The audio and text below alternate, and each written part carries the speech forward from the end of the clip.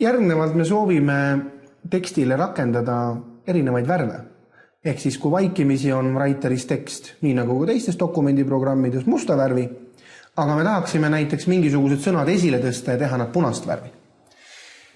Selle jaoks kõigepealt tuleks ära märkida tekst, millele ma soovin uut värvi rakendada. Näiteks sõna võimaldab valida.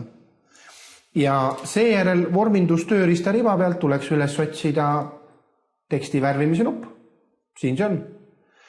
Kui te klõpsate otse nupu peale, saate selle värvi, mis siia alla on joonistatud. Kui te tahate valida, siis tuleks klõpsata just selle osa peale, kus on see noolekene. Nüüd sinna noolekese peale vajutades avatakse teile värvipalett, kus siis sobiva värvi peale teete klõpsu, näiteks punane, ja seejärel näete, et tekst on siis ka värvitud seda värvi.